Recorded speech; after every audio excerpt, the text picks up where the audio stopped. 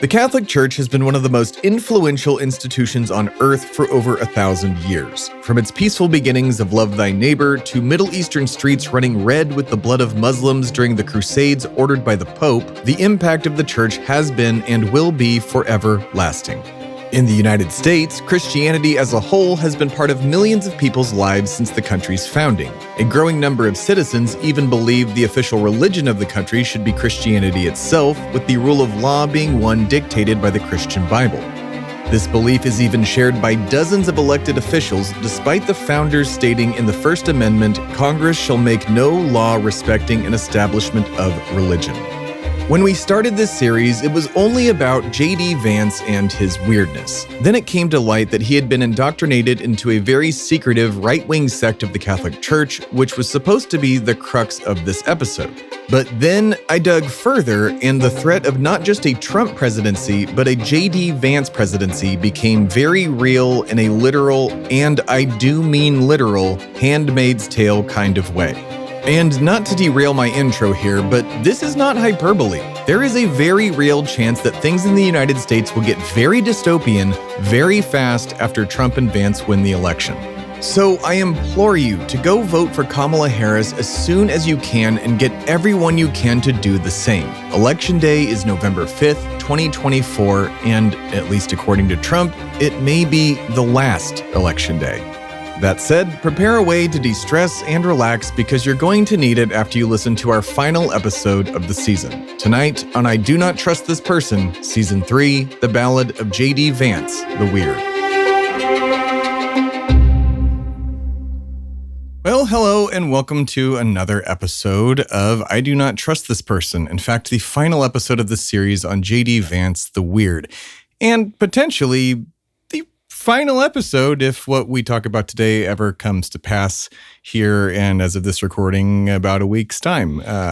So what we're talking about is America becoming a theocracy. If you don't know what that is, we're going to get into that, or you could just simply Google it as you listen. But why is America potentially gonna become a theocracy? Well, that's because of JD Vance and his backers and, the religion, very powerful sect of the religion he belongs to. And a lot, which we said before, of what we're going to talk about is going to sound like a bunch of crazy conspiracy theory shit. And I assure you it isn't. In fact, there are so many resources in for this episode that I may have to put them on a web page and just put a link in the description. Or I may just list them all out to show just how many people have been, sounding the alarm on all of this for a while. Multiple, different podcasts like this one, video essayists, researchers, Garrett Gore I believe is his name, who wrote the book Opus that's out now to either listen to on Spotify or Audible or just buy in stores. It's a whole thing on Opus Dei and their control of Washington, D.C. So that's what we're getting into today. Lana, first thoughts. Are you ready to have a panic attack? We like to start with questions. Yeah. I've been having a panic attack for the past slow 2 rolling weeks at least. Yeah. A rolling panic attack. No, I mean, you know me, I am very much not a conspiracy theorist. No. I absolutely detest things that cannot be proven, sure. As you should. I have a very high level of skepticism, put it that way. But all you have to do is Google JD Vance Catholic or JD Vance Opus Dei or any of those terms, and you will find a lot of resources from very reputable sources telling you about all of this. So yeah strap in because it is not... It's not great. Fun. It's not fun. It's not great. It's real scary. And why, not just at the top of the show where we need to, tell you to subscribe and tell your friends and leave reviews, but also please go and vote. As of this recording, as the release, you have a week left until voting day. It's going to come out on, this Tuesday. Voting is on November 5th. And you really do need to get out there and do 1 this week because it will come down to various votes in various states, especially if you're in a swing state like Georgia, Michigan, Wisconsin, Pennsylvania, Arizona, Nevada. All of you, please get out and vote, and please vote for Kamala Harris. Yeah, vote for Kamala Harris because, yes, there are other options. I get it. Yeah. She's not perfect. The Democratic Party is not perfect. There's a lot of stuff that I'm not happy with them about. But unfortunately, there's... Especially their wishy-washy stance with Palestine. And that's a big issue for you.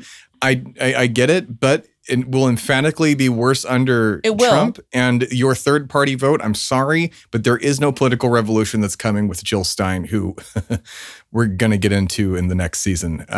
So, that should tell you something. That's not what we're here to talk about. We're talking about the theocracy that is in danger of being put into place January 20th, 2025. And, you made the joke of we'll do a next season if we're still allowed to or if we're still here, right? And not really a joke. Not really a joke because Donald Trump has said many times that he would go after people who have criticized him. Now, we chose to go after the possible future vice president this season. So well, and obviously we're small potatoes. I'm sure he's going to go after some bigger people, but proof of that has already happened this past weekend with the decision of the Washington Post not to endorse Kamala Harris when they have endorsed a president since the 70s or the 80s. 70s, yeah. And Jeff Bezos literally stepped in and said, nope, when the editorial board was ready to publish and go ahead with an endorsement. As of today, New York Times has not done so either, which is concerning. I think they have. Have they? I might have missed that. But, I thought they had. I'll fact check that. Fact check that for me real quick. But the LA Times apparently is going through a similar thing. But maybe that's who I meant. Really, it is the fact that he's doing that. There's now because they don't want to piss off Trump if he's going to win. Well, there's rumors that he has since met with Donald Trump. And interesting. So, all hearsay at this point. But, he said that it was because of, the news needs to get back to being unbiased. But an editorial board has always...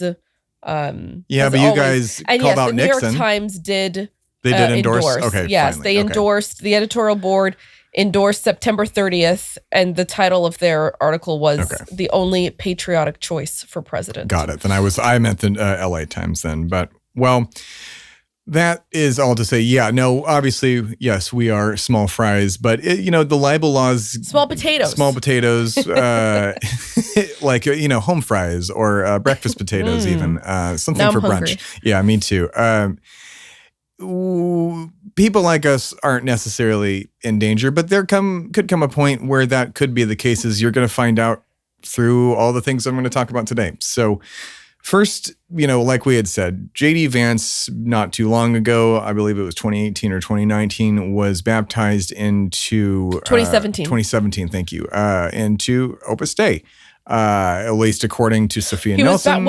It's into the Catholic Church. Yes, but in 2017, his home church is allegedly, an Opus Dei hub. And was also introduced to all of that by Opus Dei members. Peter Thiel. By Peter Thiel, who is an Opus Dei member himself. And again, this I don't know if he's an Opus Dei member, but he's associated and close with what's his name, who just died. Well, Father John, I believe is his name, right? John Mac. Who is I believe, he just passed away, but since 1980 something, 88, I believe, has been the John McCloskey. He converted Clarence Thomas and his influenced Peter Thiel heavily. That's since 1988 has been the center of Opus Dei and its influence in Washington, D.C.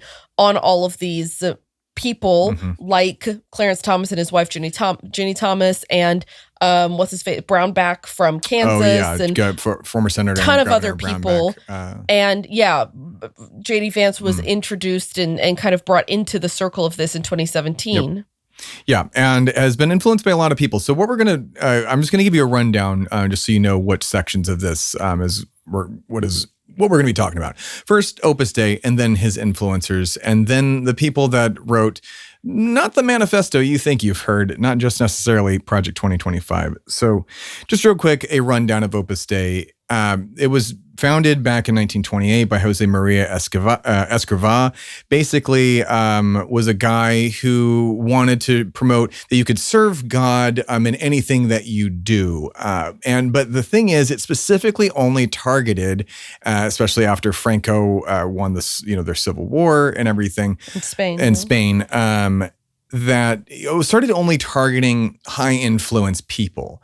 And basically, when it rolls down to the end of the lane here, for a weird bowling metaphor, this is the equivalent of Christian Scientology, where lots of people are donating their life savings and all of their money to this movement. There's different levels, different tiers. There are also not officially members, and they are also very secretive with their membership. But their membership does, contain quite a few, influential people in Washington, because they are themselves trying to influence those in Washington now on a regular basis. As and that's what's interesting, like you just said, especially John McCloskey, who thinks has his office based in DC, before he passed, which they still operate there nonetheless. Absolutely, yeah. But it is interesting. They are being very strategic because, as you said, they target from the top and know that they will have more influence going after the people in power and the people who can make an impact on decisions and laws and all of that. And they've done that very, very intentionally and strategically. Yeah, exactly. Now, you might remember Opus Dei if you are a fan of the Da Vinci Code, if you're into conspiracy theories at all, or any of those weird things that are totally not true, except for a bit of the Opus Dei in I believe it was Angels and Demons was where they featured this one, the second Da Vinci Code, where Paul Bettany, Vision from Marvel for anybody out there, that's just true for me. Also, just a fantastic actor. Plays an Opus Dei assassin that flatulates himself, which is whipping yourself with a barbed whip and putting, I forget the little weird bracelet thing they put on their thigh that cuts into their thigh. Yeah. But basically it's a way of, self-punishment in the name of Christ. And it's exaggerated in the movie, but it is nonetheless something that actually does happen according to former members. Opus Dei tries to push back on it's like a light whip thing. If you're just slowly patting yourself, but frequently members said that they were encouraged to draw blood and things like that. Now, another creepy aspect of Opus Dei is their, what is the specific terminology here? Celibate numeraries. Basically, they are young girls who are groomed at a young age, as the right likes to always say that they're always scared of sex trafficking and pedophiles. Well, these kids, I'm not saying that any pedophilia is necessarily going on here, but there has been allegations of sexual abuse within this. Well, the history of the Catholic Church. And the history of the Catholic Church, bode well. Boston Globe would like a word, but they're grooming young girls to remain virgins their whole lives and celibate in the name of God, with the church, wanting to back them up, kind of like a purity ring kind of a thing. And there's been a lot of accusations of sex trafficking by them, and all of these girls going into, again, the celibate numerary mission, I guess, of, being this kind of a spokesperson. If you saw Megalopolis recently, I don't know, if anybody bothered to go see that train wreck of a movie. There is something quite similar in that started speaking to me of a virgin spokesperson of purity, basically, that was for their society. And that's kind of what it is here, where they, but not between that and also the Handmaids aspect of it, where like Nancy Coney Barrett, what's her name? Amy Coney Barrett, served as a not a handmaid in the sense of The Handmaid's Tale, but it's like a secondary servant, which is what they want a lot of the role of women to be, in that they are claimed to be equals within the church, but it's not necessarily true. They still want women to have their place while men make the decisions. So, is it any place? Would you like to join this, Alanah? Is this are you good with maybe going to a service, maybe a community center, as they like to have? No, I'm good. Thank you. You're good. Okay, cool. Just making sure. So basically, all of this is to say that JD Vance is connected with a lot of the people who are involved with Opus Dei, maybe indirectly. Well, and like you said, they don't confirm their members, right? They don't. So they say they have 90,000 members, but there's no way to confirm that. And according to former members, people are leaving in droves. So who knows? As they especially don't confirm the powerful people that go there. Well, people are leaving the church. But a lot of former Opus Dei people refer to it as basically a cult, and they describe it as Scientology without saying Scientology. But I don't know. But so those people who either Opus Dei adjacent, or at least just in the realm of, say, let's go with this first person I'm going to bullet point you for. And again, this is a high level description of a lot of these people. I encourage you to go into the description of this episode, look up the articles that are there, and start reading about these things for yourself. Again, more podcasts like Beyond the Bastards and other videos like Second Thought go way deeper into a lot of this than we are.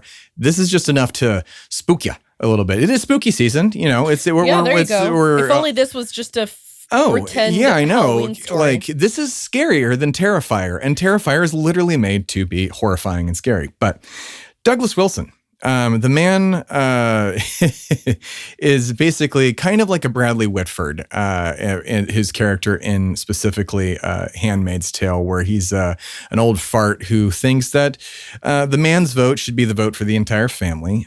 He became very social media savvy and kind of kept to himself for a long time until, the alt-right and the incel movement and all these, right-wing things started popping up. He felt okay to start saying these things. And now there's, between websites like Rumble and other right-wing and Truth Social, things like that, and just the general freedom of speech to be able to say anything, he felt the need to also say that, the man plants, the woman receives. That's his idea of sex. And basically a guy who would really, really like Gilead. Now, all of these people, I'm going to get to a huge overarching person who influenced the majority of these guys at the end. But these people are already bad enough themselves. Joel Webbin, another social media savvy person, claims that Taylor Swift caused the decline of all birth rates. He was quoted saying this. This is a Proverbs 11:22. For men, don't be weak. For women, don't be loud. Like a golden ring on the snout of a pig, so too is it with a woman who is not modest. And for context, the previous verse is the wicked will go unpunished, but those who are righteous will go free. So take that kind of as you will, but definitely be quiet if you're a woman, according to these people. They also said that Africans should be blamed for the slave trade since they helped sell members of their own society to the members of the slave traders. What do they call it now? The triangle trade in school. They're trying to get away from the I think that's East India Trading Company thing. Yeah. The slave trade. They were not. Yeah, the triangle. It's not trade even. It's not even called the slave trade anymore. It's called the triangle trade at your child's school. By the way, maybe check their textbooks. Multiculturalism is not your friend, and promotes that a certain group is the highly connected people are the only ones that should be in charge. And JD Vance even quoted him at the RNC saying, when we invite newcomers in, we invite them on our own terms, because we have this white Christian national society that they are wanting to build, and that's it. You need to come in and you need to conform and conform only. So if you have that belief, reevaluate your life.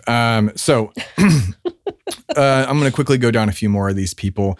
Brian Salvi is a recording artist who thinks women should only have babies. The Josh Abatoy is the executive director of the American Reformer, and was in planning sessions with Project 2025. Again, I'm naming off all these people because these are people who have either influenced JD Vance directly or are his friend, or at the very least, like the guys on Behind the Bastards said, they're at the same parties. They're at least talking to each other and commingling. So, well, and I think, and I'll let you go through, yeah, and then going. I want to talk about Leonard Leo. So you can. Oh yeah, Leonard Leo. Oh man, yeah, he's not even on my list here, but he's a big son of a bitch. He's the most important person. He's the most. How's he not on your list? he is on my list for when I'm talking about Project 25. But as far as these are randos I've never heard of. No, yeah, I'm like, I don't know who these. Yeah, people no, are. I know who Leonard Leo is because he's like I'll get to him when you get to him because I have a scary theory about that motherfucker. But no, these are just random people, behind the scenes people you've never heard of that are influencing these JD's and Leo's thoughts and other thoughts of this theocratical movement that is basically calling for a king, that is calling for a reorganization into a Christian society. So Chris Buzzkirk is the editor and publisher of that American Reformer magazine and co-founded the Rockbridge Network with JD Vance. It's a secretive right-wing donor group that counts Leonard Leo and Peter Thiel as their members. Stephen Wolfe, he wrote The Case for Christian Nationalism in 2022, which is a book that endorses, or it was endorsed by Doug Wilson, that Bradley Whitford Handmaid's Tale character from earlier, and that America should be a specific set of historically connected people and no freedom of actual belief. So, which gets to one big happy family. Yeah, one big happy family. So remember that, no freedom of belief, right? We'll remember that for later when we get to the the statement on Christian nationalism and the gospel. So then William Wolfe served under Trump as his I wrote this as Deputy Assistant Secretary of Defense, and then the Director of House Affairs at the State Department. But he's also very connected to the Heritage Foundation, was promoted by Chief of the Project 25, Russell Vought, and helped write this manifesto that I'm going to detail for you in a second.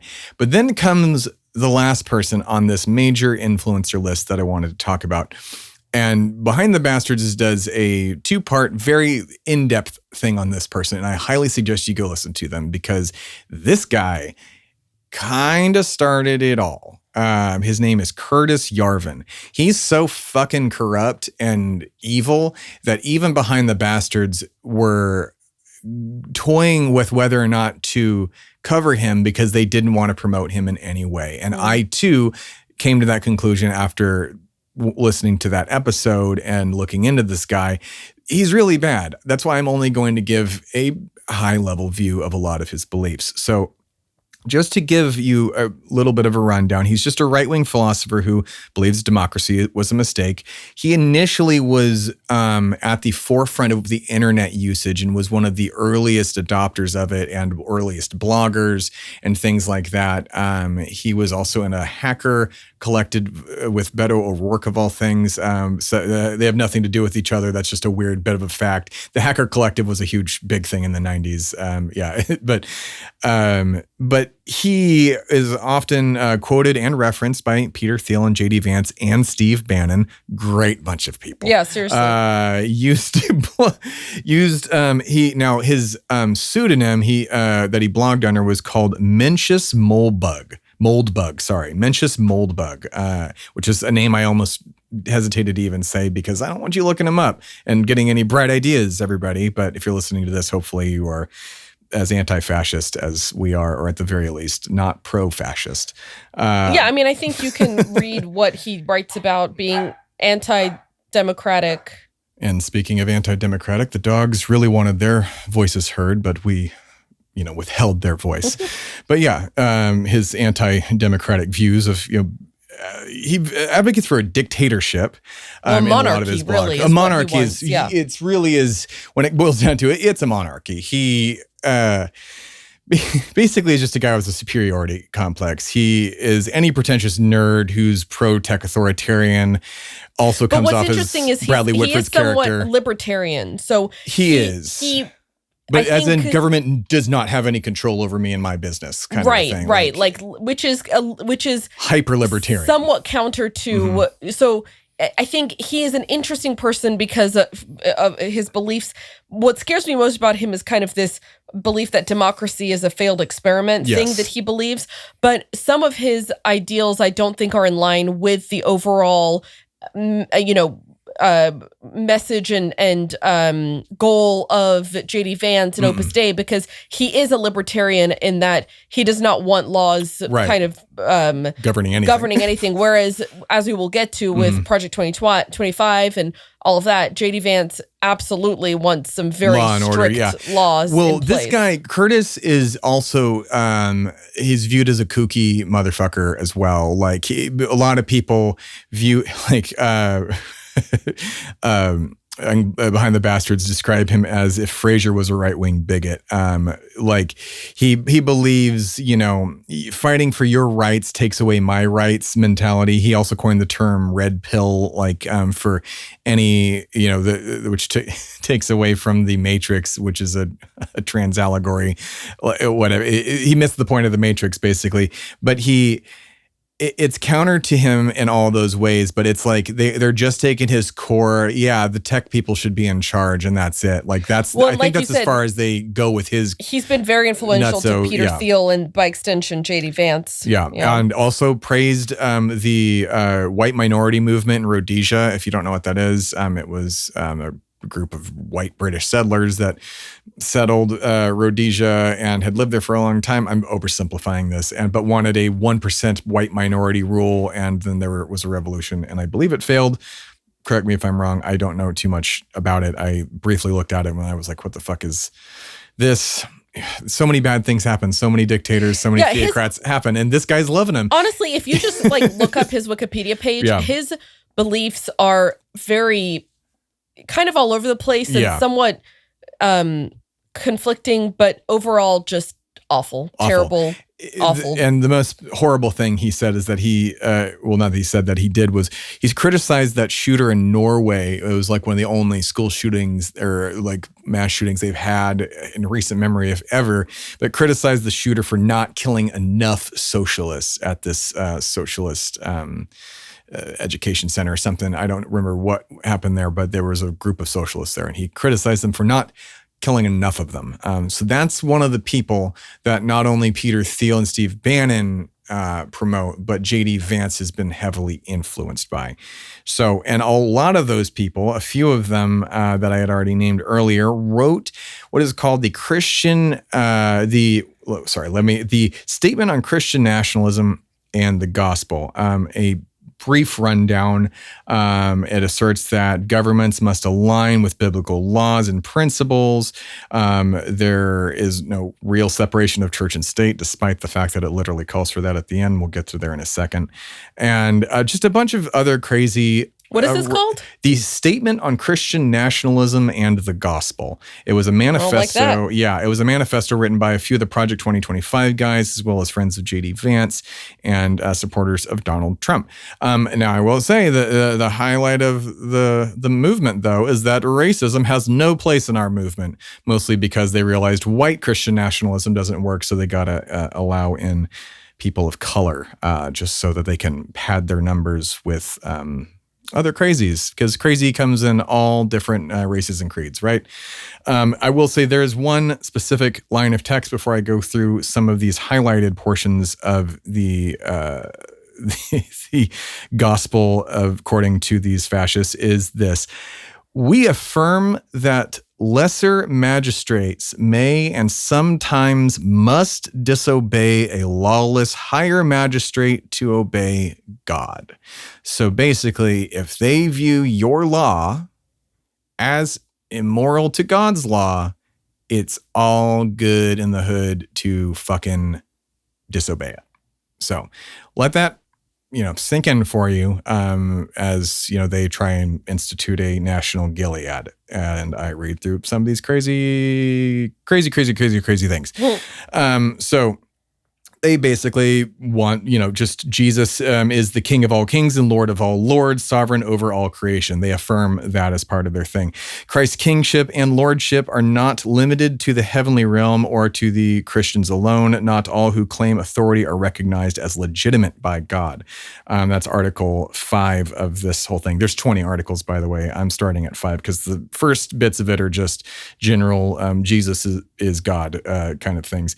So they deny that civil officials and documents do not have the authority to contradict God's word or govern beyond the limits established by it. They also believe tax collection is legitimate, but only for financing the proper functions of government. So, to them, what could that possibly mean? Especially because they are going to be getting rid of the Department of Education, reorganizing the Department of Health into the Department of Life, and many other aspects of our government will be going away under this new regime that JD Vance will be either in charge of after they invoke the 25th Amendment for a senile Donald Trump, or, they wait it out and see what happens. But let's continue.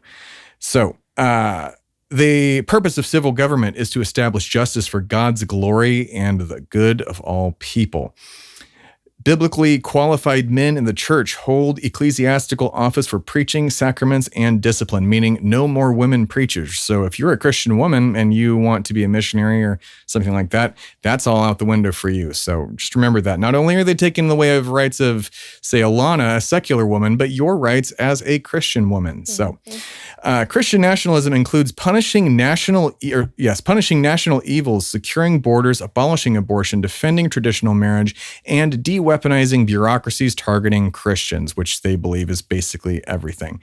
And that's not necessarily hyperbole. You ever heard of the War on Christmas? Yeah. So sovereign nations should be free from global entities like the UN, the WHO, the WEF, and avoid unnecessary international interventions. They also believe that ethnic partiality is rejected in the church and in any nation honoring God. So racism doesn't honor God. So at least we got, that's their bar, right? Like that's where they set that off. Any questions so far, Alanah? Well, just to say that if you ask Curtis Yarvin, he is not a racist. No, he's not. But he has said lots of different racist things. So. Yes, but I think this is the loophole, which is that they believe that Black people are less intelligent than white people.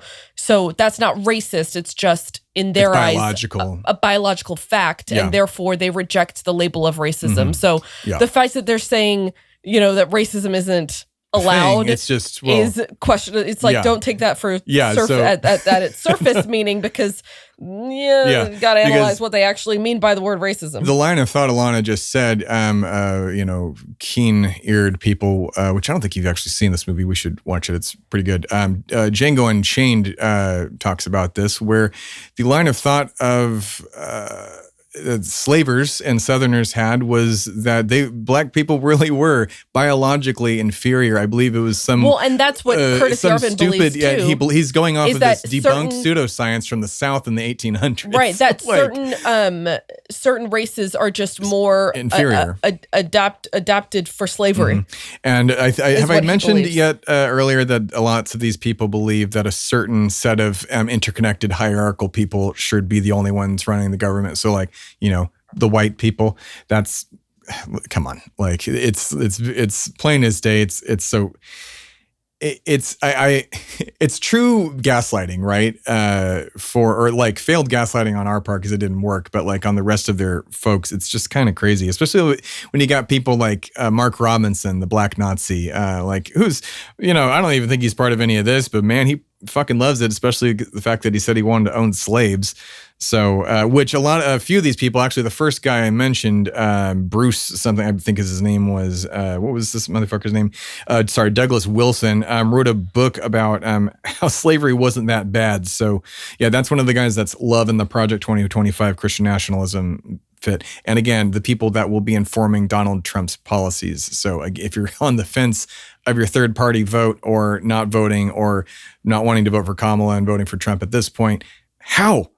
So is there more to share? Oh, there's plenty of more. Yeah, I've got a little bit more, and then I'll be done. Okay. What do you got? No, go for it. So let's see. We got past the UN part. Let's see. Another approach to Christian nationalism. You and I had this conversation earlier, and I'd like to reiterate it here. Another approach to Christian nationalism focuses on establishing the second table of the Ten Commandments. Okay, so that's where they get you. Laws 5 through 10 is foundational with consequences for blasphemy. Okay, here we go. With consequences for blasphemy leading to harm against neighbors. Denials is that their laws against public blasphemy do not coerce religious conversion or hinder private religious liberty. Despite the fact that the first few commandments, I know they just said that they would only be focused on laws 5 through 10, but they still said consequences for blasphemy. So having laws against blasphemy outright means that it does hinder your private religious liberty by saying that I am but not to them. Not to them. In a way I cannot wrap my brain around it, because if I say I believe in, Zeus and that's the only God that exists, but to me that doesn't threaten your existence. So, but it does, blah, blah, blah. But I believe in Zeus. That is blasphemy to them to say that there is no other God before their God, because I believe the first commandment is thou shalt not take any other God before me. And because I am a jealous God, yada yada yada. So literally, that your law your contradicts first red itself. Flag right there. I know, yeah, right. But this law, this manifesto, clearly contradicts itself right there. And to everybody listening, that should not come as a surprise. And if it did, okay, well, keep listening, please. That is not the first commandment. It is. I don't remember what they are in order anymore, but still, that is one of the first commandments on that list. You shall not make yourself an idol. Okay, sure. You shall not bear false witness. Okay, keep going. You shall not commit adultery. Okay. You shall not steal. Mm-hmm. Honor your father and mother. You shall not kill. Where's no other God before me then? Is that not on one of those things? I think that's, that's the idol one. Thou shalt not take any other God before me. That don't make false idols, basically. Now I'm getting a different. Okay, am I reading the wrong? The wrong 10 Commandments. Well, don't read the Google AI. I am. I'm reading the 10. Yeah, that's. Oh wait, this is 10 Commandments according to Google Gemini. Yeah, don't do that. This is the 10 Commandments. Wait, what am I even reading? This is the generative AI. Oh God, never trust those search results. Google, do better, man. They really suck. That's hilarious. These are the tech bros who create this thing that want to control our country. They can't even they can't even spit out the 10 Commandments right. All right, well, while you're trying to find the actual, but there's a Bible somewhere in this room, I'm sure. War should never be any means to spread the gospel or good ideas about government. Governments may not coerce participation in unjust wars. They're very anti-war, yet they are going to be punishing people for blasphemy, so I don't know how that's going to work out. And then the last one got me real good. The church and the state each have their own sphere of influence under Christ's authority. Church officials should not write or enforce civil laws, and civil officials should not administer church ordinances. Separation of church and state does not mean separation from God and state. There is no such thing as a neutral state, since all laws impose some form of morality or religious belief. Now, none of this was verbatim. This was a bullet-pointed version of it that I made myself. But that's the gist of the statement on Christian nationalism, or what the fuck they called it. And that's what is going to be informing Trump's presidency. Now, well, not just going to be. So this is where I want to kind of talk a little bit about Leonard Leo. Oh, sure. And, get to him, and his influence. Because if all of this is sounding very conspiracy theorist and crazy and out there, it's actually not, because Leonard Leo is a person, he's a conservative lawyer and longtime vice president of the Federalist Society, and very intimately connected to Catholic foundations and Opus Dei. And he has been not officially a member, according to that, even though he goes to the service. He goes to Catholic services every single day, basically. Yeah, tries to go twice a day or something like that. Tries to go twice a day, and goes to the Opus Dei community center, whatever they have in Washington. But he has already played a critical role. He played a critical role in getting Clarence Thomas appointed to the Supreme Court and overcoming and handling the trial with Anita Hill. He also was instrumental in making sure that the nomination of Merrick Garland was blocked in 2016. And he was also the person who got, Amy Coney Barrett and Brett Kavanaugh and Neil Gorsuch, all three of them recommended to be appointed to the Supreme Court. Donald Trump even said he has a list of people on a Federal Society paper that he was going to pick from. So these people are, already pulling strings and have been, and we've already experienced, right, with the Dobbs decision, the overturning of Roe v. Wade, the consequence of that. So this is they not call him like the judge maker or something like that. And it's not a far-fetched, crazy idea. It's something that has already been happening, and just something that you guys have tangibly at your disposal, which this statement on Christian nationalism is just, I think that's the URL. It's going to be in the description, but it's right there on a singular web page for you to go read. But also, all of these tenets are part of Project 2025. Yep. Leonard Leo, one of the main architects of that, one of the, or I think a couple of the guys that wrote this manifesto are also were in meetings regarding Project 2025. They're all interconnected.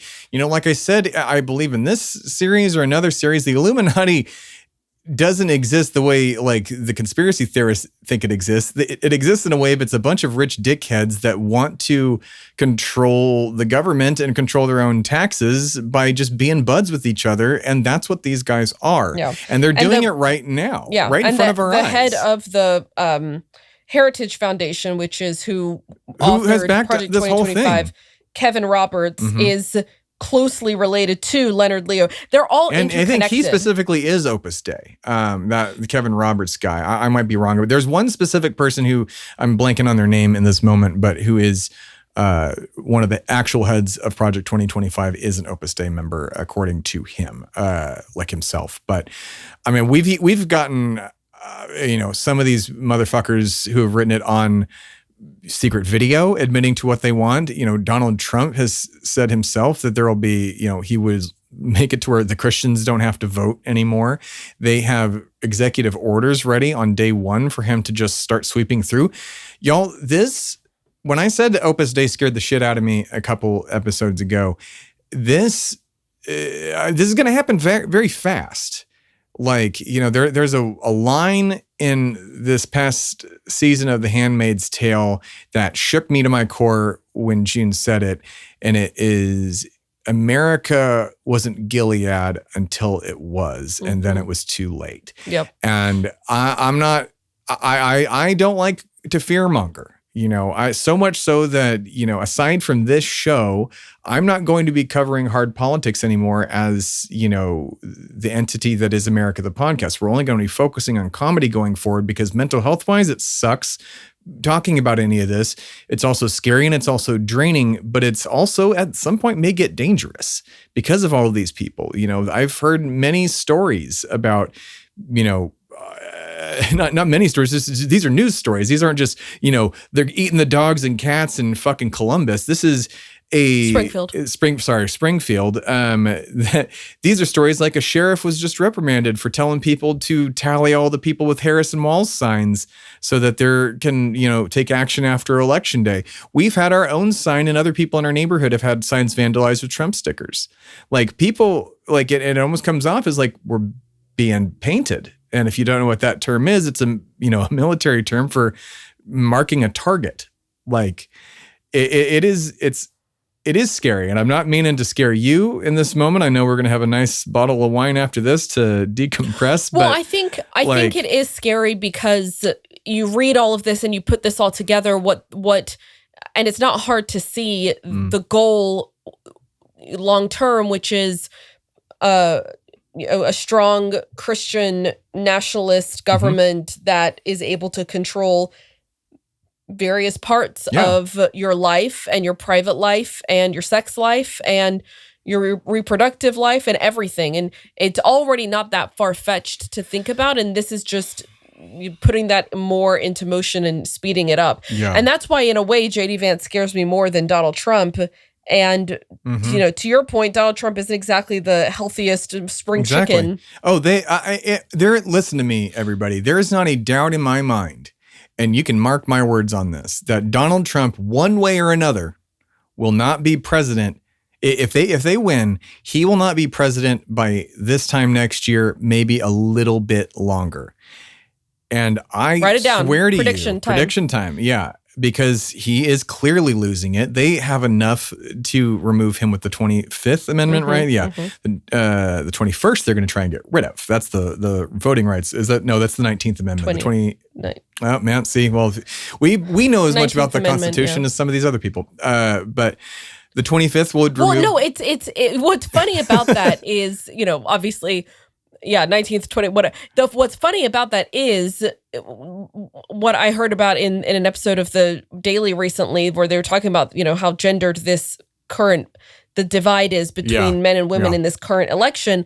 And some of the women that they interviewed talking about Roe v. Wade, and young women talking about Roe v. Wade like just this thing that they read about in history books and didn't even think twice about or remember. This is just a thing that exists. It's just a given, right? And that's the same with the Voting Rights Act for Black people, for women. It's like you just, it just is, It just is. It's the law of the land. But there's been it is. multiples of these people who support Trump and Project 2025 that have welcomed the idea of women not voting and having, one vote per household and slavery. But like I was saying, Trump, I don't think he'll be in office if they're elected. And I think Leonard Leo would be vice president right after him. I am without a doubt on that. I don't think so. That part I don't think so. I think that he is a behind the scenes puppet master. But see, I don't think he wants to be in the maybe not. He is just like Father John was a behind the scenes puppet master, influencing, pulling the strings, getting the people in power to do the things that he wants. So yeah, okay, I can see that. That's my wild out there theory. A very very close advisor. Sure, he could be chief of staff. You know what I mean? Yeah, but whether or not that man finds his way into power is arbitrary. He already has. He already basically very is. Much so. Clarence Thomas called him the second most powerful person in the world, or one of the most powerful, something like that. Yeah. And and he is. He really, really is. And right now they're about to find their way into power. So again, if any of this scared you, good, fucking good. It should scare you. This is scary shit. This is stuff that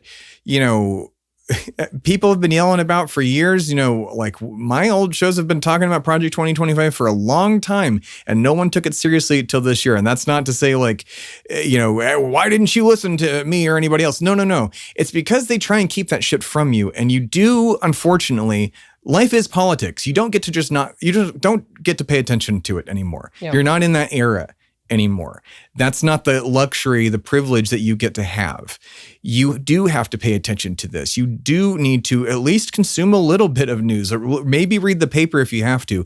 But at the very least, what you can do is go vote, and vote for the, harm reduction candidate, which was Joe Biden for a long time, and now it's Kamala and Tim.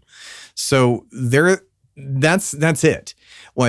Those are the people that influence JD Vance. I know we really didn't talk about JD in this episode because we already have talked to you about him enough. These are the people who formed his opinions, between Yarvin to Leonard Leo to Peter Thiel, who is JD's benefactor, basically. Yep. Yarvin, who watched... Well, that's how it all started, right? That's why he moved to Ohio in 2017 and joined the Catholic Church and ran for Senate. Exactly. And had a political fundraising, huge support from Peter Thiel and all of them to get him into the Senate. Yeah. I mean, all of this is all... It's crazy. It's all designed by design. It's designed. It's the most theatrical mode of political theater I've ever seen. And you can quite literally draw a direct line from Curtis Yarvin to Peter Thiel to JD Vance, who is about to potentially be the president after 2 years of being a congressperson, who did nothing but write a book and be a so-so investment banker venture for a long time, capitalist for a bit, and help fund a bunch of right-wing secret shit and perpetuate it. So please take this seriously, even though it's very stressful and upsetting. And send this episode and this series to your friends about JD Vance. I mean, if they want to listen to 4 hours of us talking about this weird ass person. But that's all. I hate to really end this series on such a down bummer note because, we have to, because at this point, we're literally looking at polls that are tied 50-50 between Trump and Harris, even in all swing states. So we kind of have to leave it on this note of we don't know what's going to happen in a week. Mm-hmm. And if Trump gets elected, it's potentially very scary. Yeah. And I really, really hope that does not happen. Yeah. And that is my hope is, maybe put down the obsessive checking of the polls, which is what I've been doing nonstop, and go do something else. Go take a walk. Go do something. Because at this point, after you vote early too. After you vote early, and tell your friends to vote early, and get everybody out there to vote early as much as you can. And vote.org, vote.gov to check your registration or register to vote, either one. But once you've done that, permission to disconnect a little bit and go take care of yourself and do something to take care of your mental health. Yeah. And we will hopefully be here. I know that after the election, no matter who wins, we're going to, us here at America the Podcast Presents are going to have a decompress episode just to talk about covering all this shit for the past few years. And if we are able to come back, we're going to cover Jill Stein next season at some point next year. I don't know when, but we're coming for you, Jill. Where have you been this whole time? Why are you gone every few years and only show up for elections and don't show up and actually do anything else? That's my own frustration with the person who may spoil it for the Democrats a little bit, but at the same time, the Democrats could do better. So that's a whole hard conversation to have. But we're done talking about that. You need to go register to vote, and then stop listening to any of this. Don't unfollow us because, we'll need to know when we come back. But go laugh at America the Podcast, or go listen to some funny shit. I don't know. Go do something. Go outside. Go be in nature. Don't listen to politics anymore, and have a good rest of the year. I hope you can hear us again soon. Goodbye. Bye.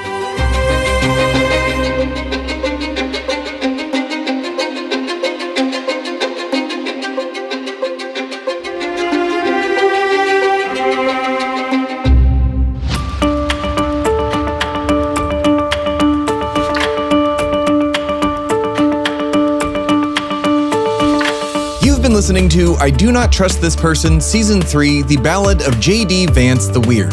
The show is hosted and produced by Alanah and Tim Philippi. For a full list of news sources and music used in this episode, please refer to the show notes. This episode was mixed and edited by Tim Philippi at Shway Media Studios in Austin, Texas. The show's executive producer is Alanah Philippi. I Do Not Trust This Person was created by Tim Philippi and is a production of Shway Media and America the Podcast Presents. For more information, please visit shwaymedia.com or americathepodcast.com. Copyright 2024, all rights reserved.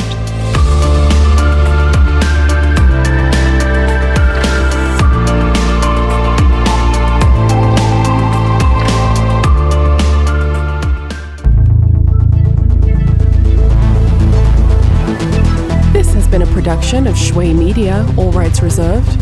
For more information, please visit shwaymedia.com.